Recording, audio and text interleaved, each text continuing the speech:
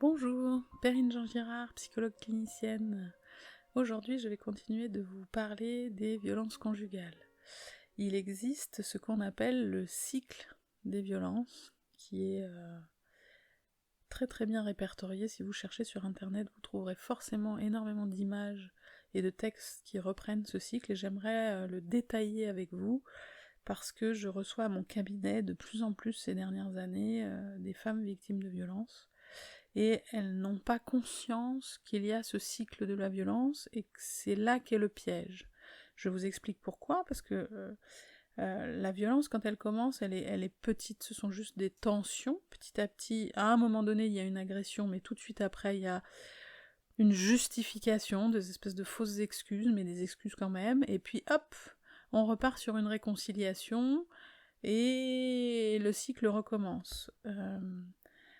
Le tout début de l'histoire, souvent, c'est un prince charmant. Donc c'est une histoire formidable, fusionnelle, énormément de points communs, pour pas dire tout en commun. Et c'est une très belle histoire qui démarre en général très vite. Ensuite, il commence à y avoir ce tout petit terrain un petit peu miné, où on sent qu'on commence à marcher sur des œufs. Cette espèce de petite tension sur des petites choses, donc on se dit que c'est 3 fois rien, c'est pas grave, ça va passer, mais on commence à plus se comporter de tout à fait de façon naturelle. Et ça peut être par un homme qui a des moments de silence, il vous écrit plus, il vous parle plus, ça peut être par des regards, ça peut être par des bouderies, ça peut être par des petits excès de colère, une intonation dans le langage qui est plus tout à fait la même, et ça crée de l'anxiété. On sent que ça risque de mal tourner, on est inquiet, on a peur, on a une appréhension de ce qui va se passer demain, tout à l'heure, ce soir, et la victime se met dans un état d'essayer de faire baisser la tension. Puis, malgré tous ces efforts, il y a un moment où ça pète. Donc il y a une agression, qu'elle soit verbale, psychologique, physique, sexuelle, économique, je vous réfère à un autre podcast que j'ai fait sur le sujet, et là, évidemment, la victime, elle est dans la honte, la détresse, l'humiliation, la tristesse, avec un très fort sentiment d'injustice. Avec un peu de chance, elle est quand même dans la colère. Mais il y a un espèce de gloubi-boulga émotionnel, on passe un peu par tous les états, et il y a une grosse difficulté à se remettre de ça. Et en même temps, très rapidement, hop, on passe à la phase suivante, où celui ou celle qui est violent va se justifier. Et où on sent que les excuses sont pas vraiment complètement des excuses réparatrices avec un vrai pardon sincère et des actes de réparation. Parce que dans le fond, et alors beaucoup de mes patientes me font lire les SMS et les mails que leur écrivent leurs compagnons, et c'est tous les mêmes, mais vraiment tous les mêmes, c'est-à-dire, bon, ok, je m'excuse, j'aurais pas dû faire ça, mais c'est toi qui as commencé, oui, mais toi avant t'avais fait ça, oui, mais en fait de toute façon c'est de ta faute, je t'avais dit que je voulais pas que tu fasses ça, etc. Donc ce ne sont pas vraiment des excuses, ils ont tendance à minimiser, et ils ont tendance à rejeter la faute sur l'autre. Donc l'autre, évidemment, en général, se sent responsable, et il essaye de réfléchir à pourquoi, comment, il a des doutes, il cogite, et c'est là qu'il commence à mal dormir. Et puis, au bout d'un moment, on repasse à la lune de miel. Tout est aussi beau qu'au premier jour, c'est magnifique, il vous emmène à Venise, il vous couvre de cadeaux, il vous offre des fleurs, voilà. Et il vous dit que vous êtes la dernière merveille du monde, qu'il veut vous épouser, que tout est magnifiquement magnifique. Et là, vous vous dites, ah ben voilà, c'était 3 fois rien, c'est pas grave, ça peut arriver de se disputer dans les couples. Eh bien non.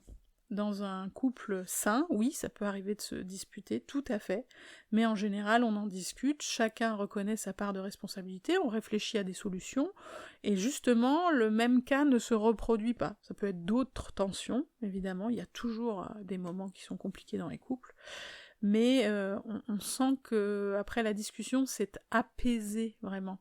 Alors que dans ce genre de situation, c'est pas de l'apaisement, il y a quand même un petit doute qui persiste, et la personne se met dans ce que j'appelle l'hypervigilance. L'hypervigilance, en général, entraîne des troubles du sommeil, J'ai déjà fait un podcast et des vidéos sur les troubles du sommeil. Il faut savoir que l'un des plus grands outils de torture qui existent, c'est d'empêcher quelqu'un de dormir. À partir du moment où vous dormez peu ou mal, votre cerveau a du mal à s'autoréguler, vous avez du mal à récupérer, vous avez du mal à réguler vos émotions, vous avez du mal à retenir tout ce qui doit être mis en mémoire à long terme, votre santé se dégrade et vous êtes dans la confusion et après on va vous reprocher d'être fatigué. Et c'est la boucle qui est bouclée. Et ce cycle de la violence, il recommence et il recommence et il recommence pour certaines que j'écoute pendant des années, voire des dizaines d'années.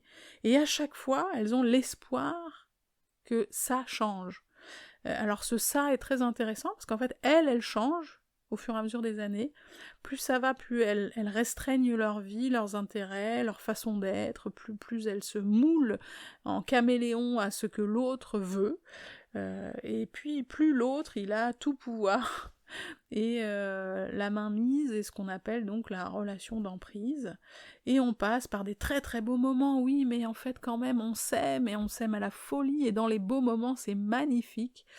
Et pas plus tard qu'hier en consultation, une patiente me disait mais jamais je retrouverai quelqu'un qui m'aime comme ça et avec qui je partage tout ça. Et je lui ai répondu évidemment, évidemment, parce que dans ce genre de relation, souvent il y a une relation fusionnelle, il n'y a pas du 1 plus 1 qui fait 3, qui fait la relation, et où chacun peut se sortir et rester de temps en temps le 1 tout seul.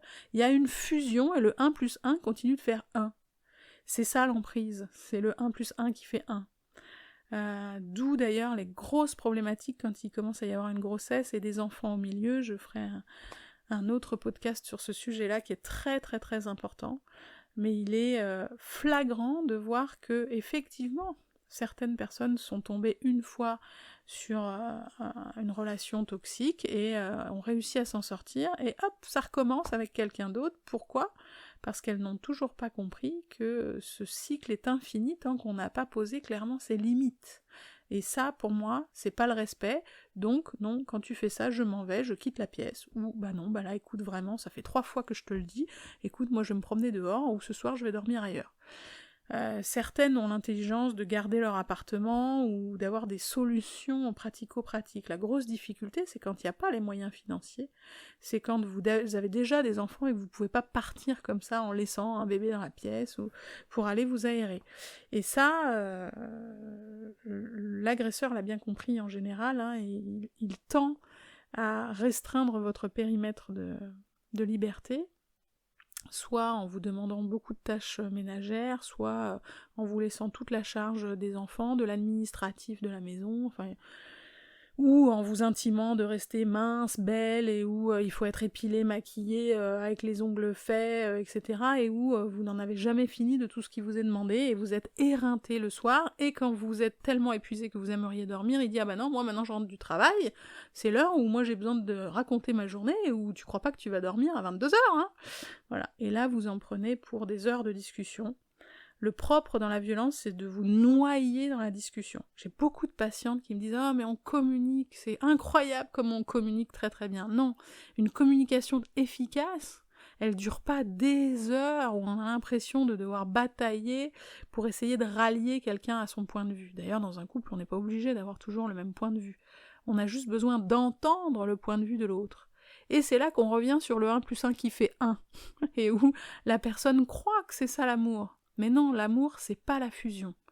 Et c'est là qu'il y a vraiment un très mauvais amalgame dans les histoires, et où effectivement les personnes se disent qu'elles ne retrouveront jamais aussi bien, et je tiens à leur préciser à chaque fois que mais oui, mais c'est aussi pour ça que vous ne trouverez pas les moments de violence, parce que c'est aussi bien, à un moment donné, il finit toujours par exploser en violence, parce que la fusion n'existe pas dans la réalité, donc il y a un moment où vous allez défusionner pour aller à un repas de famille, pour faire quelque chose pour votre travail, avec des amis, peu importe, il y a un moment où vous défusionnez, juste parce que vous avez besoin de prendre du recul, prendre soin de vous, parce que l'autre a fait ou dit quelque chose, et à ce moment-là, ça vous est interdit, et c'est là qu'on vous fait payer le prix fort, parce que vous avez voulu prendre un petit peu de recul et juste vous recentrer sur vous. Il est donc très important de comprendre que y a un lien entre l'espèce de prince charmant et l'homme violent. D'ailleurs, j'ai trouvé un livre qui porte ce titre-là, qui est fort intéressant. Parce que la plupart, quand elles le décrivent, au départ, c'était fabuleux, c'était formidable. Voilà. Donc, méfiez-vous du prince charmant. On sait qu'il n'existe que dans les contes de fées. Si vous avez envie d'en savoir plus, n'hésitez pas à me contacter. Vous trouverez toutes mes coordonnées en dessous. Bonne journée!